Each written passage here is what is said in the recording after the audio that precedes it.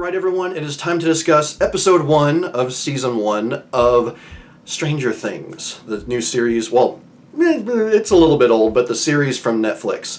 And the episode is The Vanishing of Will Byers. And just to start things off, I have to say this show has one of the absolute best cold openings I think I've ever seen for a show. Like, for the most part, when it comes to cold openings, you expect there to be, like, just maybe a minute or two of introduction as to what's going on. But this gives us, I want to say, at minimum 5 minutes, possibly as much as 10 minutes of introduction in this cold open before we see the credits. And again, it's like, even some shows that don't actually show the opening credits in their first episodes. Like, they didn't have to do that here, but they did. And that cold opening, it is a phenomenal short story in and of itself. Like, had they made this sort of a standalone introduction episode before the rest of the episodes of this season, it would have worked perfectly.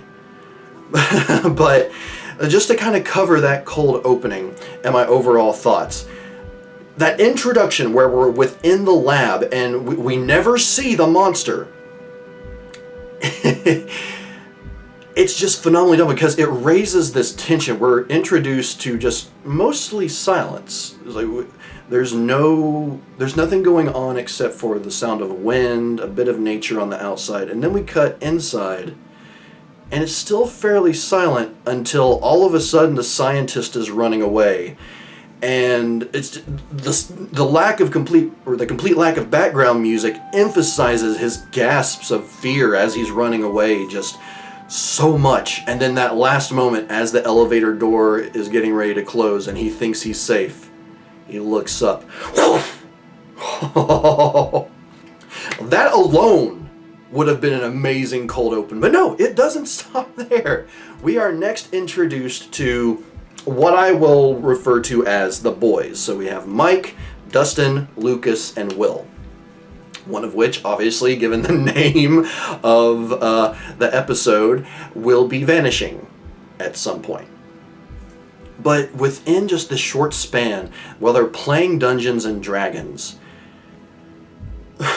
we're introduced to the personalities of each of these characters for the most part. I feel like Mike, for the most part, is probably the one left undeveloped at that point. Or we're not really introduced to his personality so much as he's a storyteller. He's the one that created this Dungeons and Dragons campaign. So, like, he's the one, he's kind of the leader, if that can be sort of a personality trait.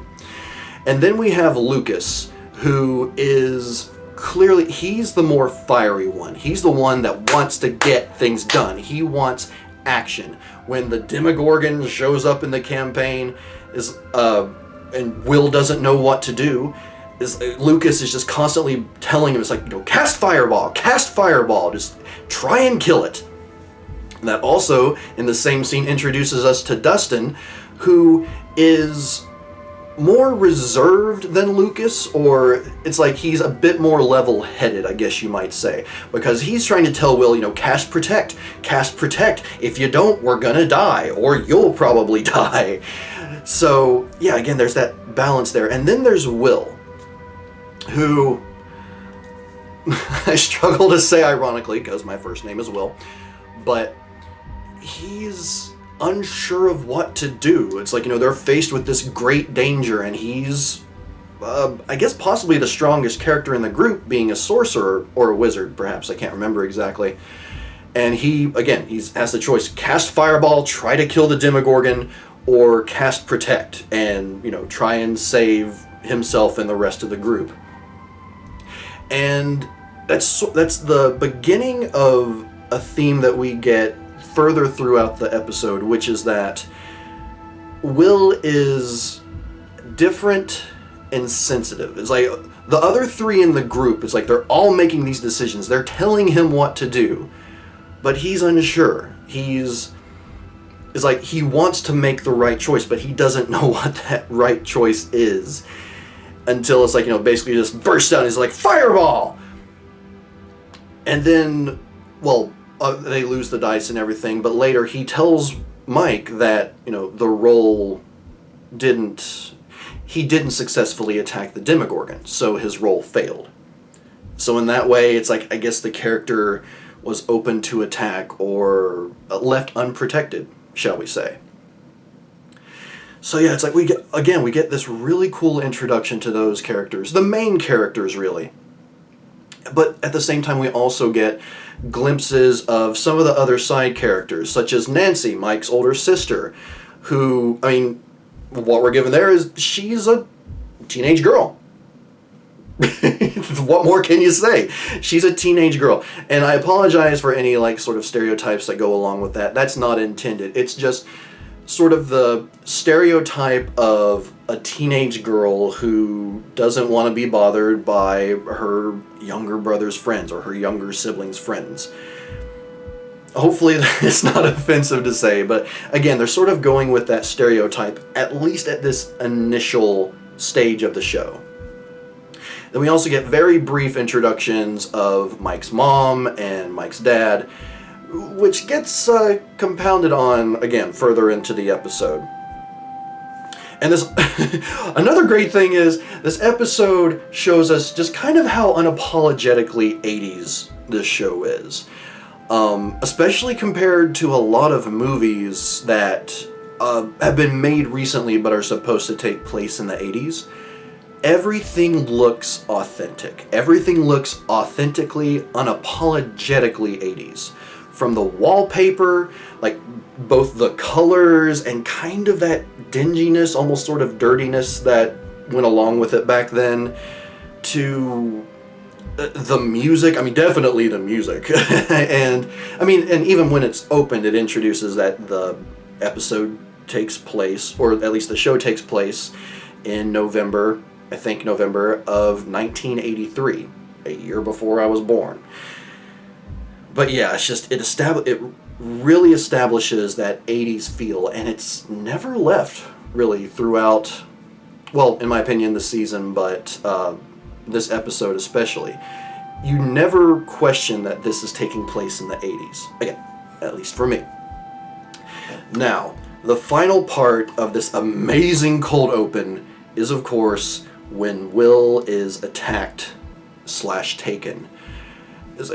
Yes, we saw that bit of introduction where the scientist was taken, but after that, it's like we're seeing these friends, and you can tell they're actually just, maybe not even necessarily teenagers, but adolescent kids, juvenile kids, and it's like, they're cussing at each other, they're calling each other out on being stupid, and it's so amazing to see. But then the attack happens, and Will gets scared, and he's sort of thrown off of his bike, and he leaves it behind, so he runs the rest of the way home. And there's just that, it goes from 0 to 60 immediately, because you're not expecting that to happen. Because, again, it's like, at that point, we don't know if there's going to be a credit sequence to open with. So, thinking that scientist being taken was the cold open. So it could have been not until later in the episode that Will actually gets taken away or vanishes.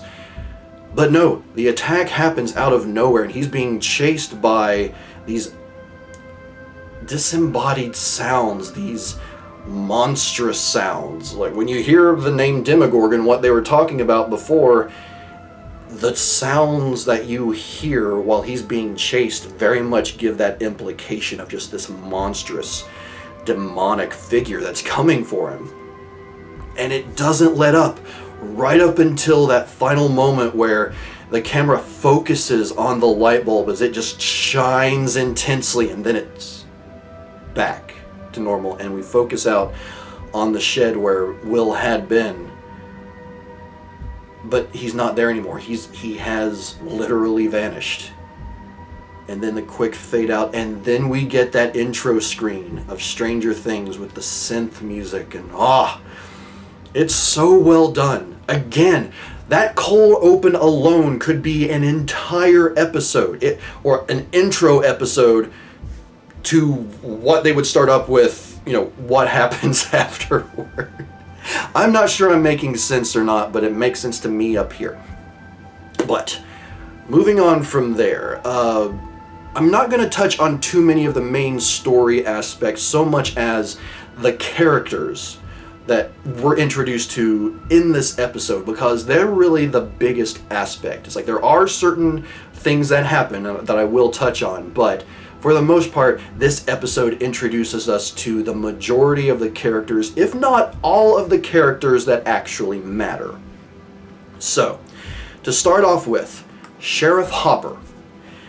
And this is a favorite part of mine. I almost put him into sort of an annoyance at first. At least that's how I would have felt about him originally.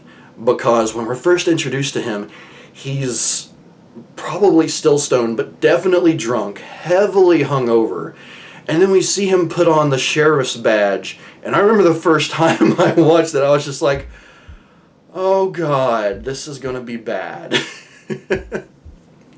But it's just one of those things that, as we learn more about him, not only in this episode, but throughout the rest of the series, he is a favorite character of mine. So now I can see that what we see of him in that introduction is such a core part of not so much his character, but how he has been existing in the world up until the events of this show, of at the very least this episode.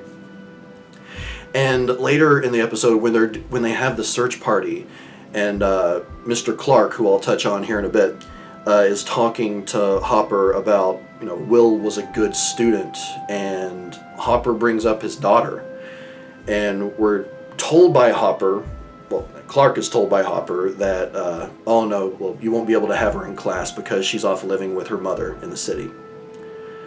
And not even seconds later, well, yeah, just seconds later, we're told that his daughter died just a few years ago. And just in that moment alone, I can't say it excuses how he was at the beginning of the episode, just not really caring. But, I mean, you lose your daughter. I don't have kids, so I can only imagine what that would feel like. So what we're introduced to is Hopper still at his lowest. Maybe not the lowest of lows, but it's like he drinks and just doesn't care, or at the very least gives off this air of not caring to protect himself, to put up these walls that are systematically sort of started to be taken down, not only in this episode, but as the show goes along. So yeah, just there's so many things about Hopper I love, and there will be much more to say about him as I cover more of the episodes, but oh my God, he is just a phenomenal character who I love unapologetically. But moving on from there, from Sheriff Hopper, Jonathan and Joyce Byers, aka Will's older brother and mother, they are...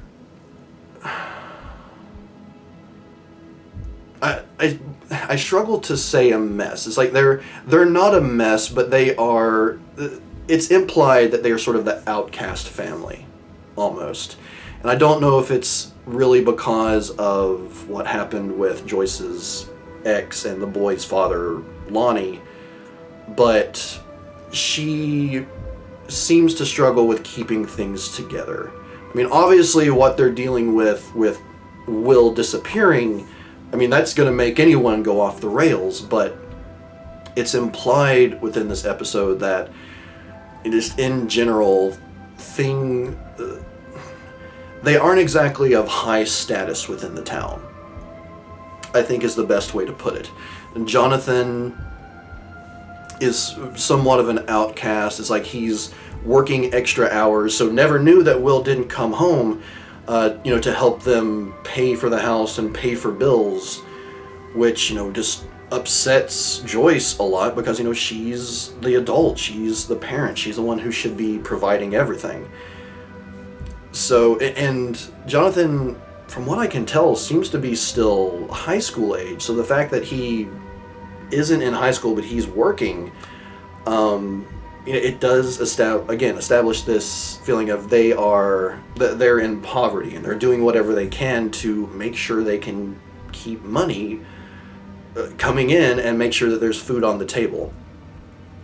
And the things that'll be covered about the family as things go forward. But of all of them in this episode alone, you just really feel for Joyce. I'm sure maybe some people find Joyce a bit annoying, but in my opinion, Winona Ryder's portrayal of her is exactly what you would expect of a mother just going crazy trying to find her child. This child who has just disappeared. This child who, you know what they're like. The opinion, or like what they see Will as, is what he is. He is a loving, sweet child. He is someone who loves school and wants to please his teachers as much as he can. So for him to just suddenly disappear, there's no question that he didn't run away. There's no question that he just did something stupid. And just her knowledge, her motherly knowledge of that just comes through in Winona Ryder's portrayal. It's just phenomenally done. Moving on, the next one I want to talk about is, and this is both a annoyance and a favorite part. The favorite part in regard to this is the establishment of the bullies. And that's because no matter what era you grew up in, most people experienced bullies to some degree. Even bullies experienced bullies to a degree. But it's the establishment of these bullies who just relentlessly pick on all four of the boys. And just calling them names, making fun of Dustin's lisp. I can't remember the name of the thing that keeps his teeth from coming in. Which, unless I'm mistaken, I think the actor actually has. So, like, that worked along with it. But, yeah, it's like the establishment of the bullies I liked. My annoyance, and it's not an annoyance with the show, it's more an annoyance with the characters, which will be a running theme in this at least. I hate it when the bullies come in. I hate it when just bullies come in and they make the characters feel like crap. They make fun of them, and there's that solid implication that they're going to be trouble down the line. And it's mostly because, I experienced bullying as a kid, and I mean, I wouldn't say I get bullied much, but it's like a lot of people experiencing bullying, or they experience bullying or harassment, etc. online. So, especially in today's internet age, it's a really widespread thing to an unfortunate degree. But yeah, the establishment of the bullies I like, but the bullies themselves, don't care for them. Don't care for them at all. The next character I want to talk about is Nancy. And again, she is Mike's older sister. And what we're given at first, other than the fact that she is sort of has those stereotypes of being a teenage girl in high school, she is very smart. She values her education. But at the same time, there's that part of growing up. She has a new boyfriend, a new guy she likes. And we're introduced to that, and we're introduced to him, who I'll touch on next. And we're also introduced to her friend Barbara, very briefly. But we get a little glimpse into her life, and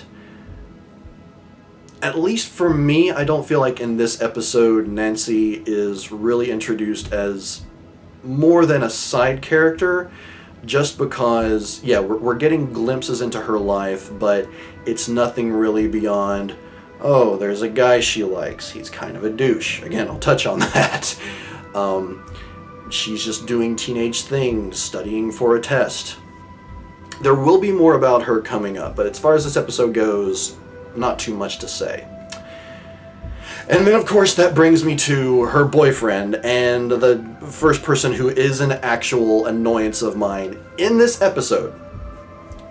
More about him throughout the rest of the season, but Steve Harrington. I think that Nancy puts it best when she says to him, "You're an idiot, Steve Harrington." And while she means it in a cute, adorable way, I do not. He's an idiot, and I really don't like him at this point. We'll see what happens as I explain more in the future episodes. But yeah, Steve Harrington, he's... The way I take him in this introductory episode is that he's a jock, or at the very least, he's a popular kid, thinks he can get whatever he wants, and probably has gotten whatever he wants for a while now. And he thinks more about himself than others, which, especially in his interactions with Nancy, that's very clear at this point.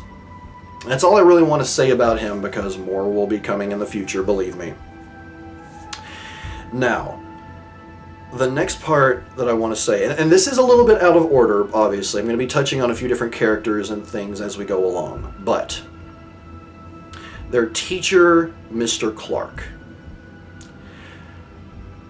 Even though we only see him briefly in a few scenes in this episode, I love his character because he supports the boys' interest. It's like, he may be like a huge nerd, just kind of like how these kids are, but he sees that these boys are interested in things, that they're interested in science, they're interested, they're part of the AV club there at the school, and he wants to help them in those interests as much as he can, because that's what a good teacher does. They don't just teach, they help kids grow.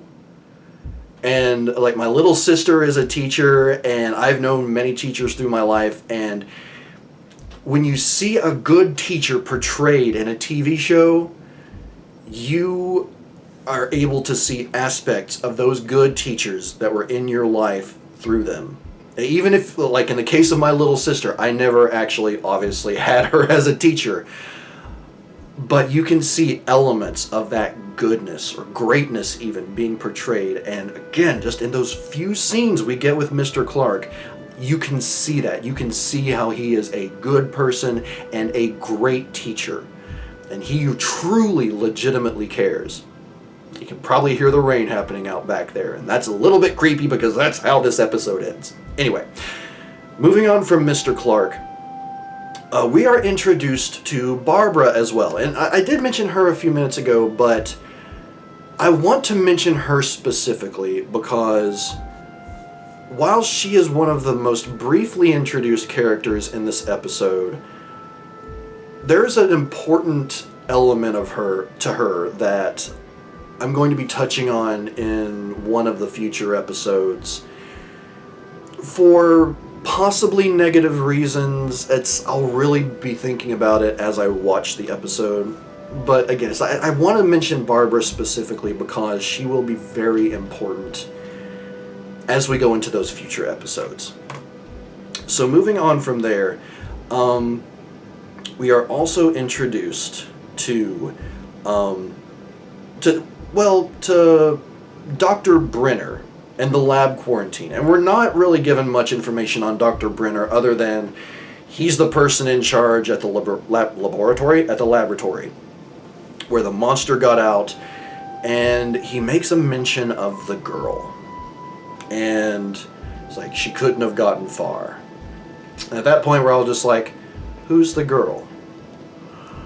And that brings me to the next characters, which is actually a pretty big event within the episode. But we're introduced to 11, and we're introduced to Benny. And just the entire sequence of him catching her stealing food, them establishing this, maybe not camaraderie, but they establish this rapport where we see that Benny, he's a big guy. It's like he could probably mess someone up. But he is what I would describe as a gentle giant. It's like he sees that this kid is in trouble. This kid has run away. She's dirty and looks like she's possibly been hurt.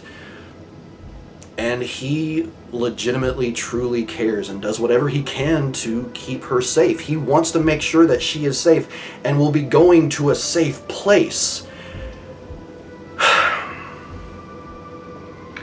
And then what happens to Benny? I have said this since the first time I watched the episode. Benny deserved better. Benny deserved so much better. What happens to him makes complete sense in the context of the episode. But what happens to him when that woman from the lab shows up and shoots him? He did not deserve that. He deserves so much better because he was, again, just legitimately, truly a good person. And honestly, when I was watching that scene again where he gets shot, I was tearing up as it was leading up to it because I knew he was going to die. It's like thankfully the music that plays when that happens and when Eleven runs away and force pushes the agents away, like that helps take away, but it is just so sad what happens to him. And again, just Benny deserved better. Infinitely better. And he's not the only character, in my opinion, who deserves better. But again, that will be mentioned more in the future. And obviously also when we're introduced to Eleven, we see some glimpses of her powers. I'll be obviously touching on that more in future episodes because it's not a huge aspect. It's just sort of like, what the heck is going on with this kid kind of deal. And probably one of the final few people that I want to touch on within the scope of this episode would be Mike's parents. And I can't remember if we actually see more of the other parents, but to the best of my knowledge, Mike's parents and then Joyce, Will's mom, are the parents who are mostly focused on through the course of this season. And in the case of Mike's parents, you have Karen, who is a well-meaning, seemingly a bit clueless, but well-meaning mother figure in that family. And she tries. She really does try. And it's like, she's trying to deal with a teenage girl, an almost or possibly newly teenage boy, and then they have this young girl who maybe 4 or 5, I'm not entirely sure. No, she can't be 5. I would say maybe 3 or 4, but Holly. And Holly, as little as she does and says, is a very expressive little character, a very expressive little girl. And I really like her. And it's my hope that while she doesn't do much in this season, I hope that in season 2, and then when it comes out soon, season 3, we'll see more of Holly, and she might become a core character, maybe. It's hard to say, but again, Karen, Mike's mom, well-meaning, very loving. And then there's Mike's dad, who he definitely falls into my list of annoyances. He definitely falls into that stereotype of the clueless dad who doesn't... It's not that he doesn't care, but he's severely disconnected. Disconnected from from emotions in general. It's like, the only things he responds to is when the kids cuss and he says, language! And other than that, he's just digging into his sandwich. Or the chicken, whatever it was they were eating.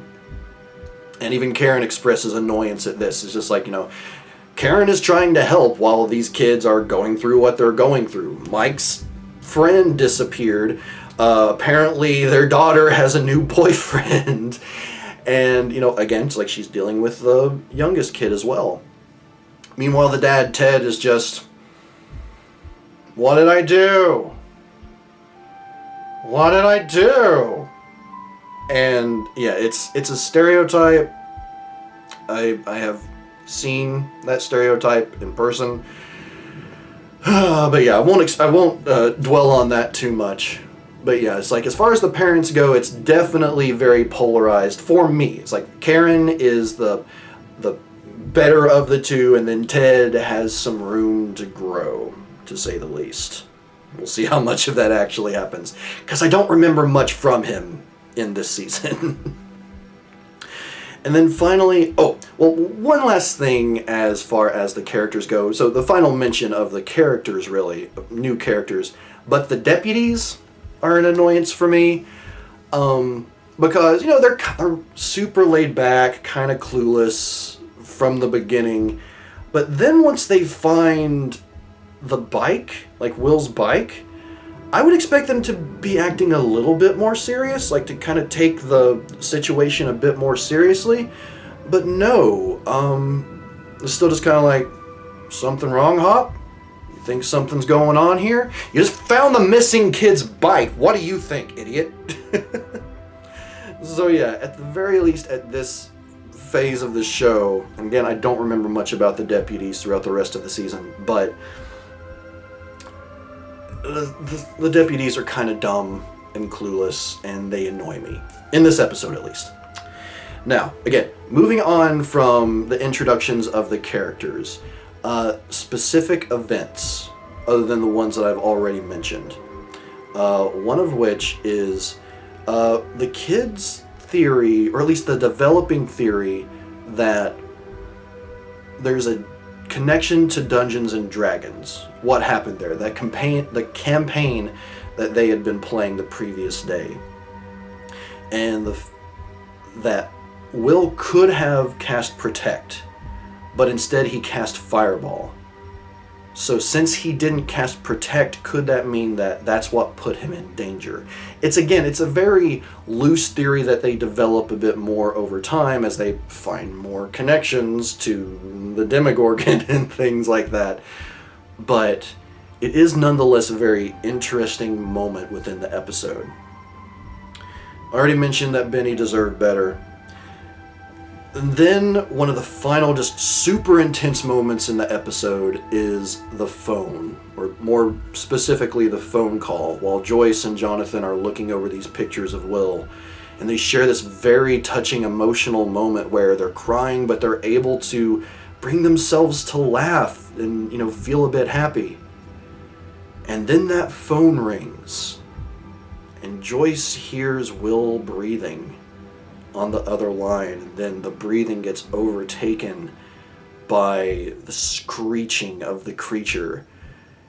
And as Joyce just gets more and more upset, all of a sudden just the electricity shoots through the phone and shocks her and fries the phone. And oh my god, that moment right there is like, you go through so many emotions in that span of just a few minutes. Is really well done. It is such good, is filmmaking the right word for it since it's a TV show, but such good writing and such good acting, because all of it is believable from beginning to end. And then finally, in the last few moments of the episode, we find the boys, the three remaining boys, on their search trying to find Will. And they do find someone, but obviously it's not Will. They happen upon 11. And that's where the episode ends. And this is one of the strongest introductory episodes for a show I think I've ever seen. Obviously, most shows are always going to put their best foot forward in a first episode in an attempt to try and draw you in, especially in today's era where there are so many shows out there, even on Netflix alone, that you have to have a good introduction in order to grip your audience, and they do it in spades in this episode. Like, from the first time I saw that episode, I was hooked. I was hooked, and I wanted to find out what happens to Will. What's up with 11? Why does she have psychic powers? What the heck's going on here? Is it actually the Demogorgon? Is Hops going to be an actual cool character? Spoilers, yes. Then finally, before I finish this out, and I realize that this episode this video for the first episode is fairly long. But I feel like it needs to be longer so that I can talk about these characters that we were introduced to. I won't be covering them in as much detail or quite as broadly in the future episodes, but I felt like it was important. So that's, again, why this episode is so long. But before I close, there is one more quote that I wanted to mention. And, well, obviously one of my favorite quotes was, "You're an idiot, Steve Harrington," because it's true. But then finally, one of the most quotable lines from any show, any movie, said by Sergeant Hops, or Captain Hopper. Not Hops, Hopper. That's Zootopia. But by Captain Hopper.